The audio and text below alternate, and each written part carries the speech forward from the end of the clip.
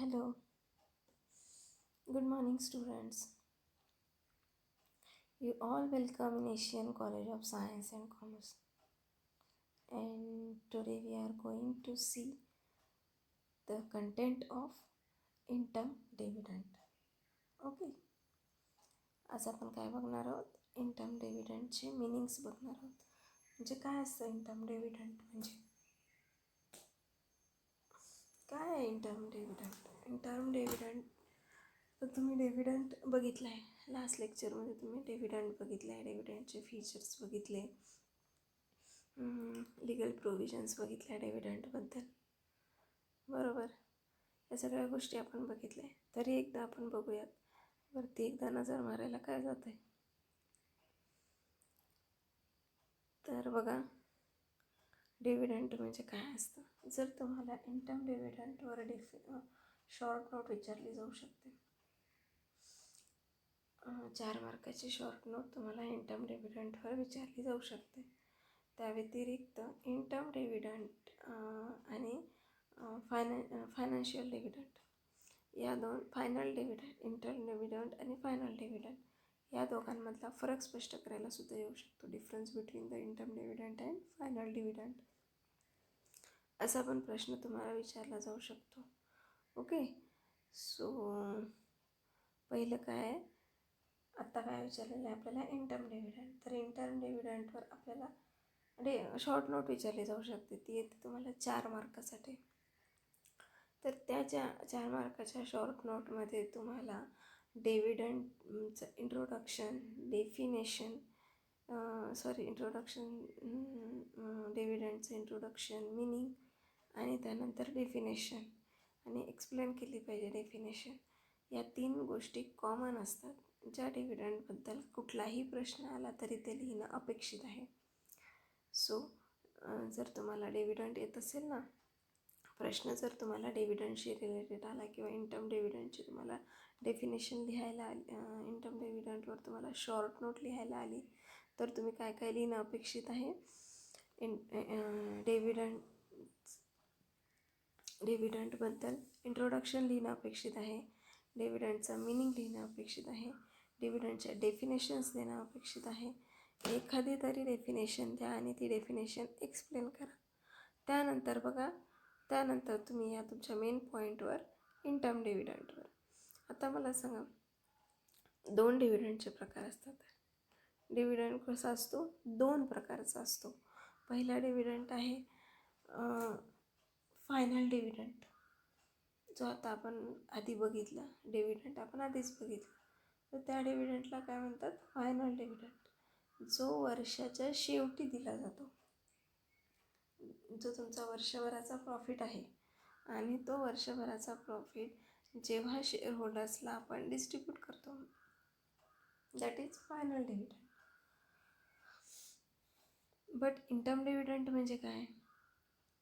तर interim dividend म्हणजे जर कंपनीला खूप जास्त प्रॉफिट होत असेल, कंपनी जर चांगल्या प्रॉफिटमध्ये काम करत असेल आणि कंपनीचा चांगला फायदा होत असेल, कंपनीकडे भरपूर पैसा असेल, तर त्यावेळेला कंपनी काय करते, इंटर्म म्हणजे फायनान्शियल इयरच्या मध्ये, आता सपोज जर 12 महिन्याचं फायनान्शियल इयर आहे, तर पहिल्या 6 महिन्यामध्ये मध्येच ती डिव्हिडंड शेअर होल्डर्सला डिस्ट्रीब्यूट करून देते. म्हणजे पहिल्या 6मध्ये एक डिव्हिडंड आणि पुढच्या 6मध्ये दुसरा डिव्हिडंड. ओके, सो जर असा मध्ये डिव्हिडंड दिला जात असेल, तर त्या डिव्हिडंडला काय म्हणतात? Interim dividend. ओके, आणि मग आता असं नाही की 6 महिन्यामध्ये पहिला डिव्हिडंड जर शेअर होल्डर्सला दिला तर दुसरा डिव्हिडंड द्यावा लागत नाही. पहिला दिला तर दुसरा द्यावाच लागतो. आणि जर सपोज पहिल्या 6 महिन्यामध्ये कंपनीला चांगला फायदा झाला आणि पुढच्या 6 महिन्यामध्ये कंपनीला जर फायदा झाला नाही, तरीसुद्धा शेअर होल्डर्सला डिव्हिडंड हा द्यावा लागतो. आणि नंतर मग जो काही लॉस होतो तो तुमच्या बोर्ड ऑफ डायरेक्टरला, च्या टीमला बेअर करावा लागतो. ओके, तर हे आपण फीचर्समध्ये बघणारच. सगळ्यात महत्त्वाचं काय होतं की तुम्हाला इंटर्म डिव्हिडंट म्हणजे काय, तर तुम्हाला मे बी ते समजलं असेल. इंटर्म डिव्हिडंट म्हणजे काय असतं.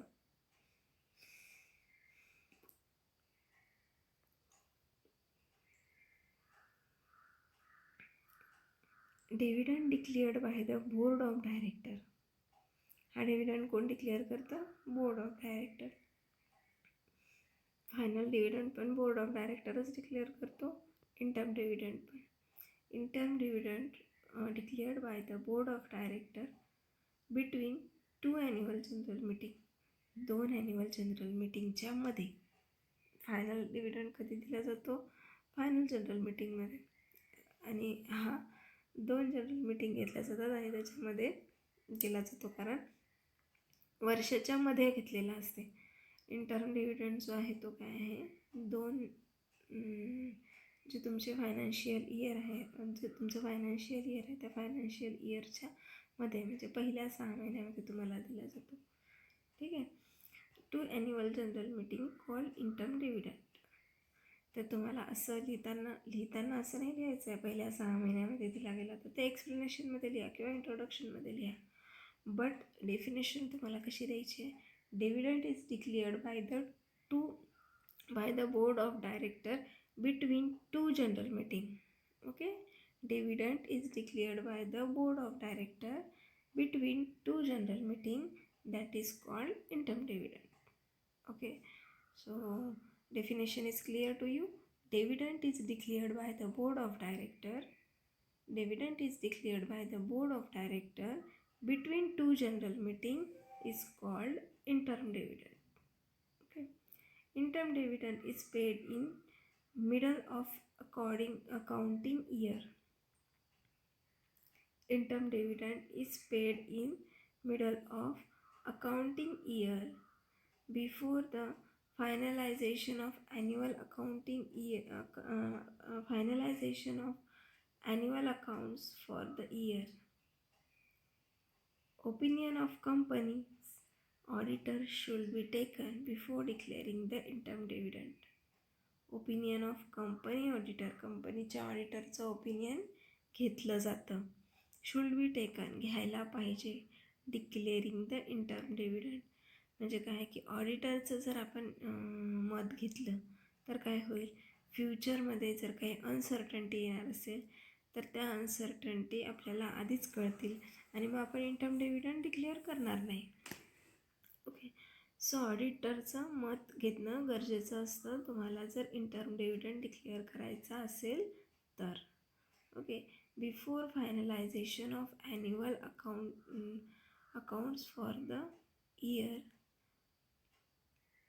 Interim dividend is paid in the middle of the accounting year. मी तुम्हाला आधीच सांगितलं, middle of the accounting year, पहिल्या 6 महिन्यामध्ये पेड केला जातो. राईट. पुढे काय म्हटलेलं आहे, for example before the finalisation of annual accounts for the year. Finalisation म्हणजे तुमचं annual account annual account final होण्याच्या पूर्वी. म्हणजे काय की आपलं पूर्ण अकाउंट फायनल कधी होतं, जेव्हा आपलं अकाउंटिंग इयर संपतं. म्हणजे तुमचं अकाउंटिंग इयर जर चालू झालं असेल एप्रिलला आणि तुमचं संपणार कधी, मार्च एंडिंगला. सो पहिल्या 6 महिन्यामध्ये म्हणजे एप्रिल, मे, जून, जुलै, ऑगस्ट आणि सप्टेंबर. तर सप्टेंबर महिन्यापासून पुढे कधीही, पण मार्च महिन्याच्या आधी जे दिलं जातं ते तुमचं इंटर्म डिव्हिडंड आहे. आणि मार्च महिन्याच्या पुढे, मार्च महिन्यात जे दिलं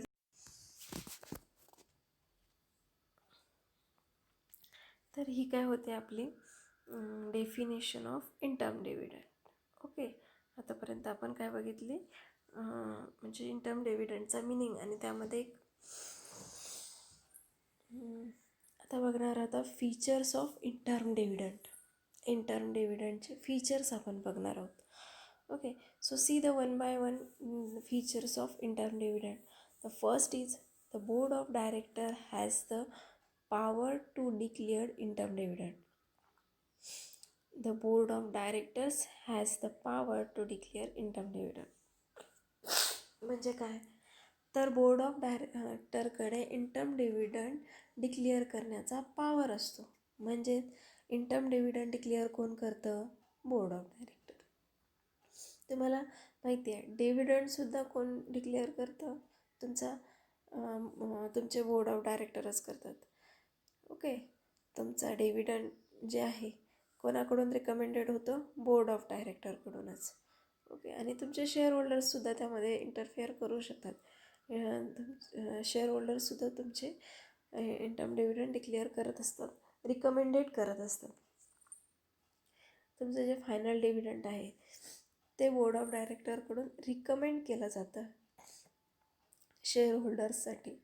बट इंटर्म डिव्हिडंड हे शेअर होल्डर्सकडून डिक्लेअर्डच केलं जातं, डायरेक्ट डिक्लेअर केलं जातं.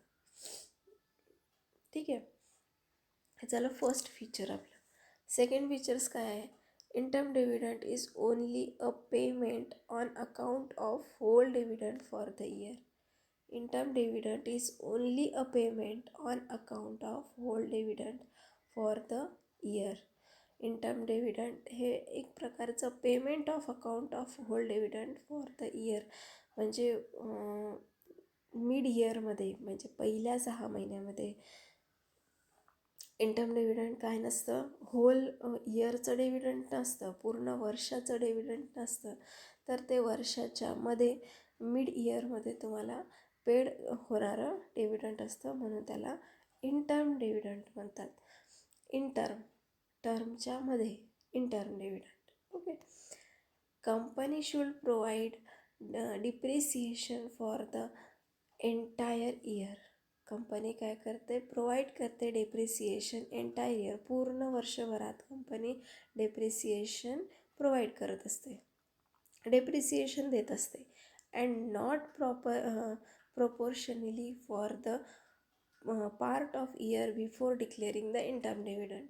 Okay, not proportionally for a part of year before declaring the interim dividend. तुमचा इंटर्म डिव्हिडंड डिक्लेअर करण्यापूर्वी तुमचा कुठलाही प्रपोर्शनली डिप्रिसिएशन म्हणा किंवा कुठलंही पेमेंट जर राहिलं असेल तर ते तुम्हाला इंटर्म डिव्हिडंड डिक्लेअर करण्यापूर्वी क्लिअर करावं लागतं. ओके, सो काय की इंटर्म डिव्हिडंड जर तुम्हाला डिक्लेअर करायचं असेल तर त्यापूर्वी तुम्हाला all types of payments, all types of तुमचे ऑल टाईप्स ऑफ अनादर जे काही तुमच्या लोकांचे तुम्हाला पैसे द्यायचे असतील किंवा कोणाचे काही पेमेंट्स तुमचे बाकी असतील, कोणाला जर काही तुम्हाला पैसे द्यायचे राहिलेले असतील, तर या सगळ्या गोष्टी तुम्हाला इंटर्म डिव्हिडंड डिक्लेअर करण्यापूर्वी क्लिअर कराव्या लागतात. म्हणजे काय की कोणाचं म्हणजे काय की इंटर्म डिव्हिडंड जर तुम्हाला द्यायचा असेल तर तुमचे जर आधीचे काही डेप्रिसिएशन राहिले असतील, काही गोष्टी तुमच्या द्यायच्या राहिल्या असतील, कोणाचे पैसे द्यायचे राहिले असतील, तर ते पहिले देणं गरजेचं आहे. आपण नेहमी म्हणतो दुनियादारी करावी, पण त्याआधी आपलं घरातलं पूर्ण झालं पाहिजे. हा शब्द तुम्ही बऱ्याचदा लोकांकडून ऐकला असेल, कोणाकोणाच्या म्हाताऱ्या लोकांकडून तुम्ही ऐकला असेल. तसंच असतं की तुम्ही शेअर होल्डर्सला डिव्हिडंड द्या, इंटर्म डिव्हिडंड हा शेअर होल्डर्सला द्या, बट त्यापूर्वी जे काही आपल्या कंपनीचे डेप्रिसिएशन आहे किंवा जे काही कंपनीचे पेमेंट आहेत ते पहिले पूर्ण केले पाहिजे. Interim dividend can not be paid out of any reserve. जे काही एखादं रिझर्व आहे ते रिझर्वच्या पलीकडं तुम्हाला इंटर्म डिव्हिडंड देता येत नाही. रिझर्व जे आहे ते रिझर्व वेगळंच ठेवावं लागतं.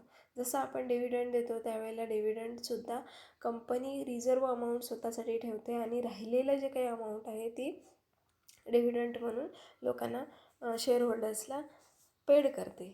तसंच इंटर्म डिव्हिडंडसुद्धा तसंच दिलं जातं. तुमची जी काही 6 मंथचं रिझर्व आहे किंवा तुम्हाला जर असं वाटत असेल की भविष्यामध्ये ही अमाऊंट आपल्याला लागू शकते, भविष्यामध्ये आपल्याला रिझर्व अमाऊंट लागू शकते किंवा आपल्याला एखादी कंपनी एखादी आपल्याला मशिनरी घ्यावी लागेल किंवा आपल्याला भविष्यामध्ये नवीन प्लांट ओपन करायचं आहे, या सगळ्या गोष्टीचं प्लॅनिंग करून जे काही तुम्हाला रिझर्व ठेवायचं आहे ते बाजूला ठेवून राहिलेलं प्रॉफिट मग आपण डिव्हिडंट म्हणून, इंटर्म डिव्हिडंट म्हणून शेअर होल्डर्समध्ये डिस्ट्रीब्यूट करत असतो.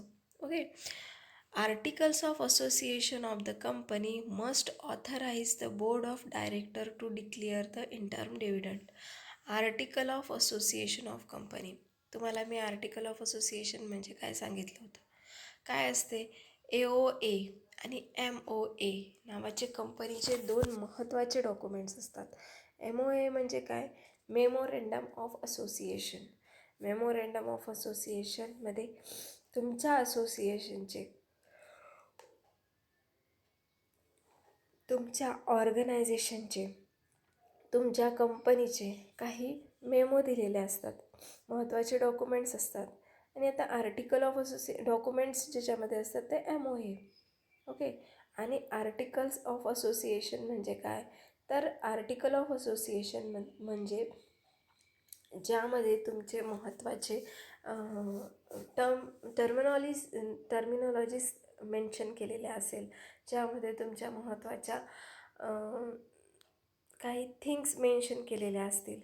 म्हणजे काय की तुमच्या रूल्स अँड रेग्युलेशन्स, हे रूल्स फॉलो झाले पाहिजे वर्षभरामध्ये, हे सर्टिफिकेट दिलं गेलं पाहिजे, किंवा आपलं सर्टिफिकेट कोणाला दिलं जाईल. जसं की प्रॉस्पेक्टस, तुम्हाला माहिती आहे आपल्या जेव्हा आपण कॉलेजमध्ये ॲडमिशन घेतो त्यावेळेला ॲडमिशनच्या वेळेला आपल्याला प्रॉस्पेक्टस मिळतं, बरोबर.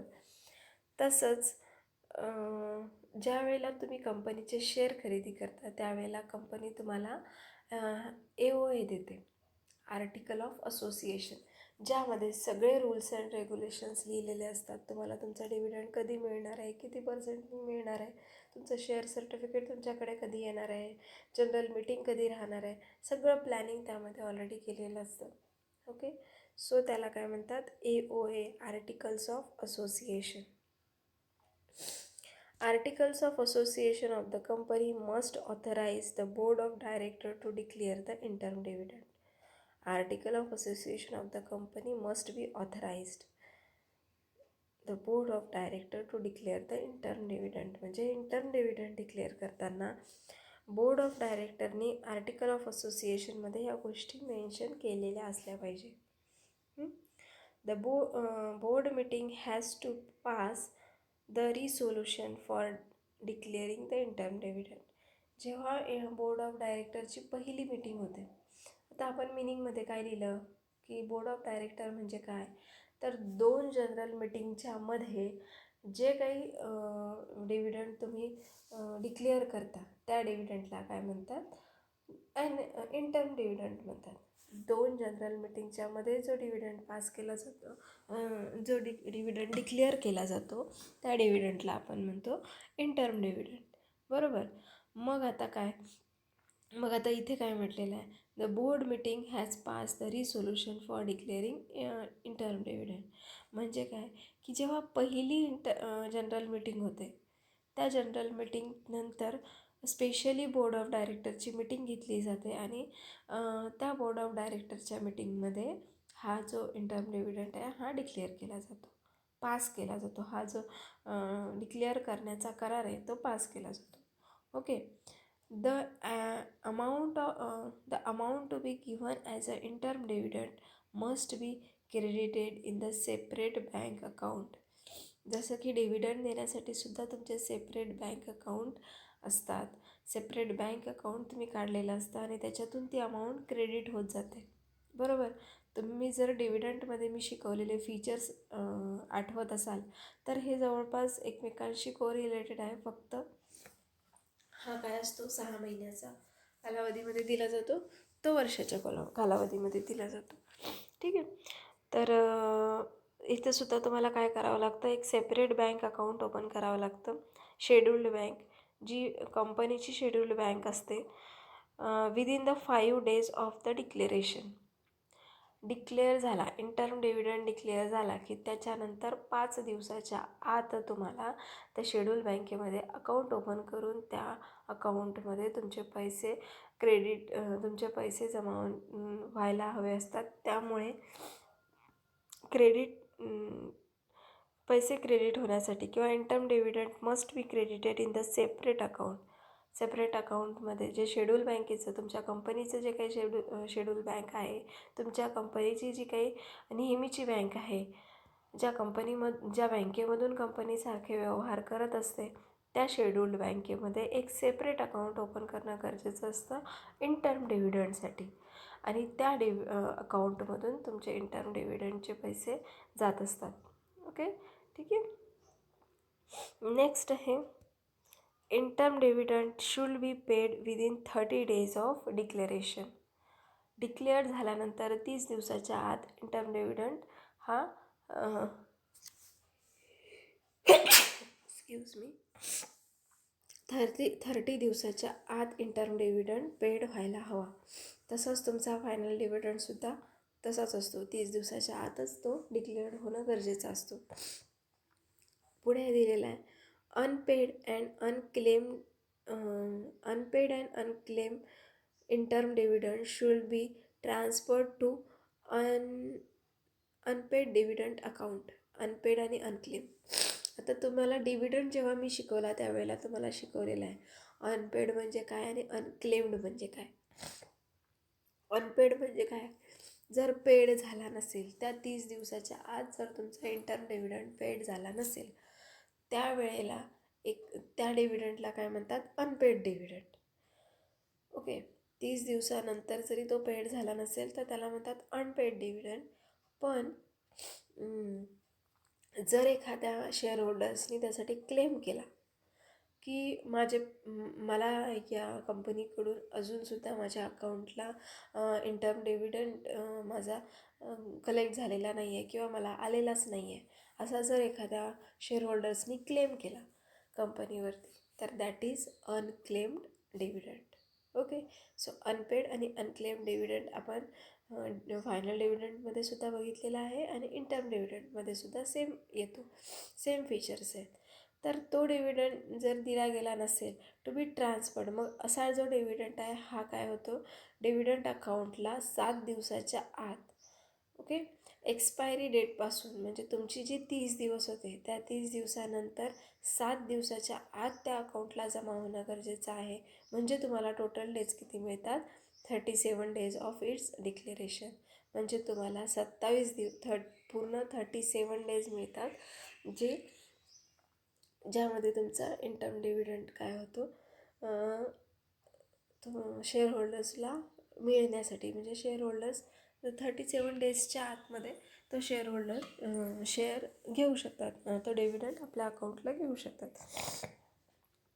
Any amount remaining unpaid and unclaimed in the unpaid dividend account 7 years should be transferred the IEPF.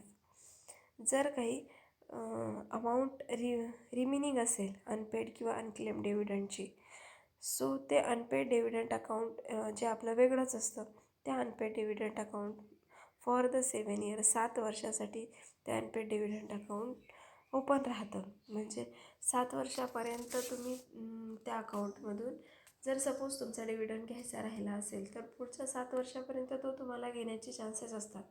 जसं की तुम्हाला सपोज तुम्ही एखाद्या वेळेस 12th एक्झाम फेल झाल्यानंतर ती तुम्हाला परत देण्याचे चान्सेस कितीदा असतात, 3 वेळा. 3 चान्सेस तुम्हाला मिळतात. 3 चान्सेस जर तुम्ही अवॉइड केले, म्हणजे 3 वेळा तीन चान्समध्ये जर तुम्ही फेल झाला तर तुम्हाला परत ते देता येत नाही. त्याच्यासाठी तुम्हाला परत मग ॲडमिशनच घ्यावी लागते. तसंच काय आहे, किंवा मग गेलं तुमचं 12वीचं वर्ष.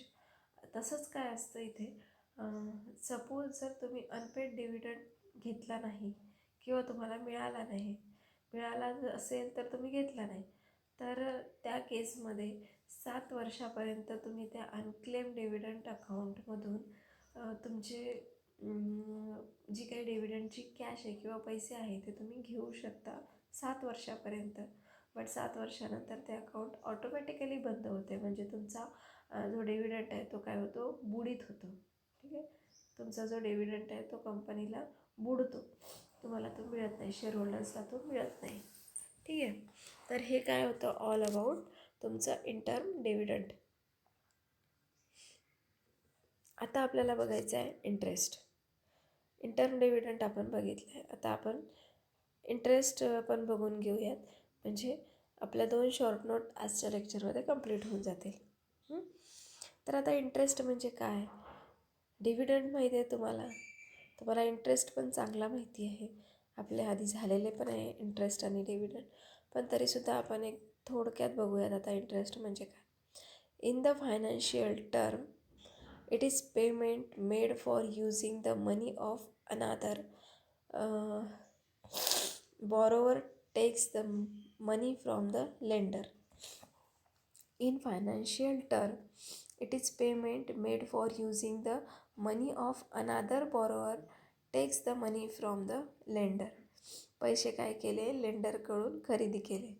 So interest is the cost of renting money for the borrowers, and it is income from lending money for the lender.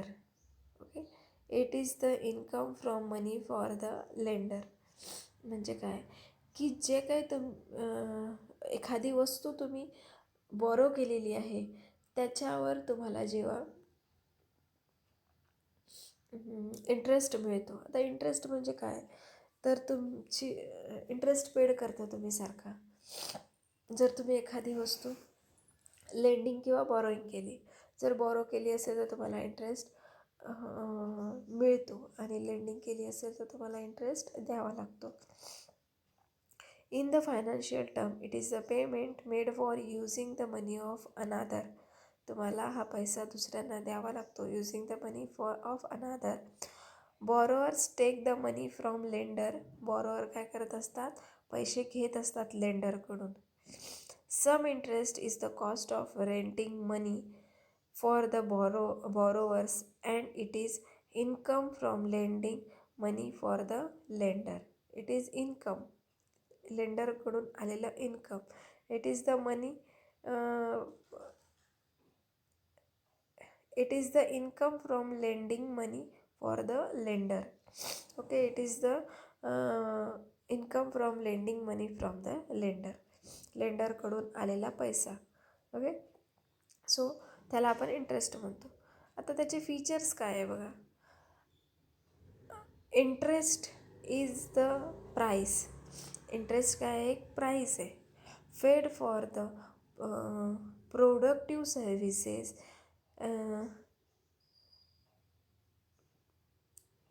Interest is the price paid for the productive services rendered by capital.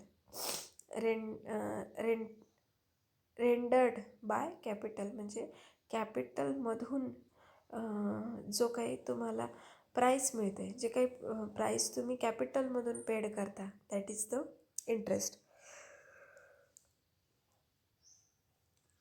डिव्हिडंडसुद्धा तुमचा कॅपिटलवरूनच दिला जातो. जे काही capital तुम्ही जमा केलेलं होतं त्यातून तुम्हाला जो काही प्रॉफिट झाला त्या प्रॉफिटमधून तुम्ही डिव्हिडंड देत असता. तसंच इंटरेस्ट असतो. इंटरेस्ट हा सुद्धा तुमच्या कॅपिटलमधून दिला जातो, तुमच्या प्रॉफिटमधून दिला जातो. नेक्स्ट आहे, it is directly declared to risk. It is directly related to risk, higher risk and is higher interest.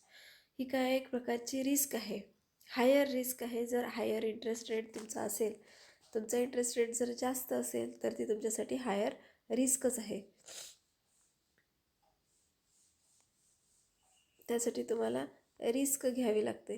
Rent paid करण्यासाठी तुम्हाला रिस्क घ्यावी लागते. ओके, सो तुम्हाला काय हायर रिस्क आहे.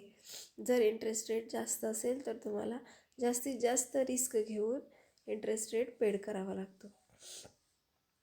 पुढे काय आहे, it is directly related to risk, higher risk and higher interest. हे झालं. Rate of interest is expressed as the annual percentage of principal. हे काय होत असतं, rate of interest is express as a annual percentage. Annually paid केला जातो. Rate of interest जो आहे हा ॲन्युअली पेड केला जातो. ओके, जसं की इंटरेस्ट डिव्हिडंटमध्ये इंटर्म डिव्हिडंट फायनल डिव्हिडंट असे 2 प्रकार असतात. तसं इथे काही नसतं. हा ॲन्युअली पेड केला जातो. ॲन्युअल पर्सेंटेज असतात आणि ते प्रिन्सिपल अमाऊंटमधून तुम्हाला मिळत असते. जो इंटरेस्ट रेट आहे, जो प्रिन्सिपल आहे तुमचं प्रिन्सिपल अमाऊंट आहे, जी पूर्ण अमाऊंट आहे, त्या प्रिन्सिपल अमाऊंटमधून जेवढे काही पर्सेंटेजचा तुमचा रेट ऑफ इंटरेस्ट असेल, त्या रेट ऑफ इंटरेस्ट तुमचा प्रिन्सिपल अमाऊंटमधून तुम्हाला मिळत असतो किंवा on the basis of principal amount, जेवढी तुमची प्रिन्सिपल अमाऊंट आहे त्याच्यावर तुमचा इंटरेस्ट काउंट केला जातो. ठीक आहे. हा फिक्स्ड असतो. हा डिव्हिडंडसारखा तुम्हाला प्रॉफिट झाला तर मिळेल, अदरवाईज मिळणार नाही असं काहीही नसतं. हा तुम्हाला कंपनीला शेअर होल्डर्सला द्यावाच लागतो. किती काही झालं तरी, कंपनीची परिस्थिती चांगली असू द्या, वाईट असू द्या, जी प्रिन्सिपल अमाऊंट आहे त्या प्रिन्सिपल अमाऊंटवर जेवढ्या पर्सेंटचा इंटरेस्ट रेट तुम्ही डिसाईड केलेला आहे तेवढा तुम्हाला द्यावाच लागतो. आणि तुम्हालाही माहिती आहे, इंटरेस्ट जर आपण घराचे EMI भरत असतो, गाडीचे EMI भरत असतो, ते सुद्धा काय तुमचा एक प्रकारचा इंटरेस्टच आहे, बरोबर. तर तो इंटरेस्ट पण तुम्हाला फिक्स्ड असतो आणि तो तुम्हाला तेवढा भरावाच लागतो. तुमची कंडिशन चांगली असू द्या, वाईट असू द्या, काही असू द्या, तो तुमच्या नावे आहे म्हटल्यावर तो तुम्हाला भरावाच लागतो. ठीक आहे. नेक्स्ट आहे rate of interest determined by the various factors like money supply, fiscal policy value of borrowing, the rate of inflation. Interest is chargeable against the profit of the company even if the company make no profit. Interest should be paid. It is payable at the fixed and generally predetermined rate. Company has to pay the interest if the borrowed company from the creditors like debentures holders, depositors and bond holders. Okay. So interest कोणाला मिळतो? हा कंपनीच्या प्रॉफिटमधून असतो. Interest कंपनीच्या प्रॉफिटमधून दिला जातो. Even if the company make no profit, interest should be paid. कंपनीला प्रॉफिट जरी झाला नसेल तरी तुम्हाला इंटरेस्ट पेड करावाच लागतो. It is payable at the fixed and generally predetermined rate. हा फिक्स्ड असतो आणि आधीच त्याचा रेट ऑफ इंटरेस्ट डिसाईड झालेला असतो. त्यामुळे तो जेवढा रेट ऑफ इंटरेस्टमध्ये आहे तेवढा तुमच्या प्रिन्सिपल अमाऊंटवर तुम्हाला तो द्यावाच लागतो. ठीक आहे. तर हा काय इंटरेस्ट. तर इंटरेस्टवर तुम्हाला शॉर्ट नोट येऊ शकते किंवा इंटर्म डिव्हिडंटवर तुम्हाला शॉर्ट नोट येऊ शकते. इवन डिव्हिडंटवर सुद्धा तुम्हाला शॉर्ट नोट येऊ शकते. तर शॉर्ट नोट जर तुम्हाला येत असेल तर हे एक्सप्लेन करणं गरजेचं आहे. ठीक आहे. तर हे होतं तुमचं all about interest. May be अपेक्षा करते की तुम्हाला इंटर्म डिव्हिडंट आणि इंटरेस्ट चांगला समजला असेल. तर आज आपण इथेच थांबूया आणि नेक्स्ट लेक्चरमध्ये बघूयात difference between interim dividend and final dividend. Interim dividend आणि फायनल डिव्हिडंट हा महत्त्वाचा क्वेश्चन आहे. लास्ट इयरला हा पेपरला 4 मार्कासाठी येऊन गेलेला क्वेश्चन आहे. ठीक आहे. सो जर तुम्हाला नसेल कळलं तर मला कमेंट करा, विचारा, फोन करा. ओके. आणि असाइनमेंट अजूनही बऱ्याच लोकांनी सबमिट केलेले नाहीत. बऱ्याच स्टुडंटनी, काही स्टुडंट आता कॉलेजमध्ये येऊन रोज सबमिट करून जात आहेत, बट सगळ्याच विद्यार्थ्यांनी ते अजूनही केलेले नाही. सो प्लीज ते असाइनमेंट लवकरात लवकर सबमिट करा. थँक्यू.